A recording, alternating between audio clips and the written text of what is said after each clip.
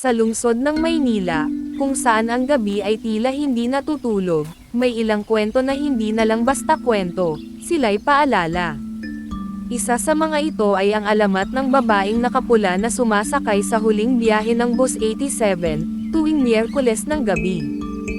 Hindi siya palaging nakikita, pero kapag naroon siya, may nawawala. Si Marco, isang batang call center agent, ay laging late umuwi. 2:00 na ng madaling araw at papauwi na siya sakay ng luma at halos bakanteng Bus 87. Galing Cubao, pa southbound, pauwi sa Pasay. Pag-akyat niya ng bus, may kakaibang lamig. Hindi malamig na galing sa aircon, kundi malamig na parang dumaan ang multo.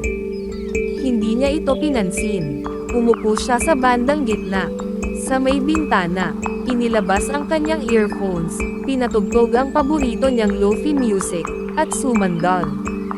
Pagliko ng bus sa EDSA Kamuning, isang babae ang sumakay.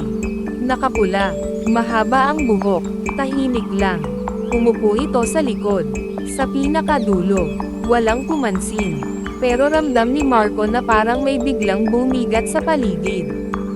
Kinabukasan, habang nagkakape si Marco sa karinderya malapit sa terminal, narinig niya ang mga driver ng bus na nagkukwentuhan.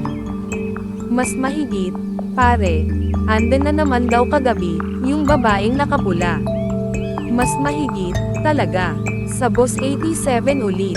Mas mahigit, oo, pansin mo ba, tuwing Miyerkules lang siya nagpapakita. Sabi nila, dati raw siyang dancer, hostess, ginahasa at pinatay sa loob ng bus noong 1997. Mas mahigit, grabe, mas mahigit, hindi lang yun. Bawat lalaking bastos na makasabay niya sa biyahe, hindi na umuwi. Tumigil si Marco sa pag-inom ng kape. Naalala niya ang babaeng nasa dulo ng bus. Napatingin siya sa sarili niyang reflection sa baso, at parang may anino sa likod niya. Miyerkules ulit, sumakay si Marco, pero ngayon, may nakasabay siyang lasing na lalaki. Maingay, bastos, nilalapitan ang mga babaeng pasahero kahit ayaw sa kanya. Pagkakaupo ng lalaki, pumasok muli ang babaeng nakapula. Tahimik, malamig, umupo sa likod. Habang paalis ang bus, nagsimulang lapitan ng lalaki ang isang estudyanteng babae. Nanginginig ito, natatakot. Biglang bumukas ang ilaw sa likod ng bus.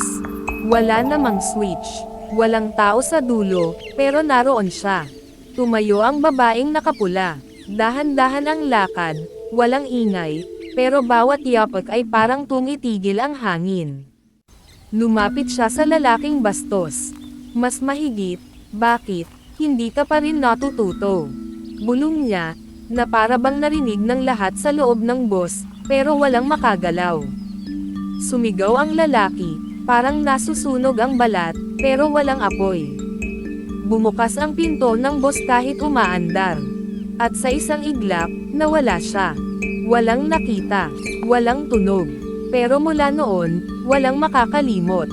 Sa mga sumunod na linggo, tuloy ang biyahe ng Bus 87. Pero tuwing Miyerkules, laging may isang bakanteng upuan sa likod. Walang umuupo, walang nangahas. Hanggang sa isang araw, nakita ni Marco ang isang babae, umiiyak sa harap ng terminal. Nawawala ang nobyo niyang lasing. Huling nakita, sakay ng Bus 87. Walang report, walang bangkay. Pero may naiwan sa upuang iyon, isang pulang panyo. At amoy sampagita. Hindi na siya tao. Hindi rin lang siya multo. Siya ay alaala ng mga babaeng hindi pinakinggan. Mga tinahimik, mga senisi. Pero sa dilim ng lungsod, may isang babaeng bumabalik. Hindi upang manakat, kundi upang ipaalala. Mas mahigit, ako'y hindi na biktima. Ako'y tagapaghiganti. At tuwing sasapit ang hating gabi ng Miyerkules, sa Bus 87, palaging may isang babaeng nakapula sa hulihan ng bus. At kung wala kang kasalanan, makakarating ka sa iyong destinasyon.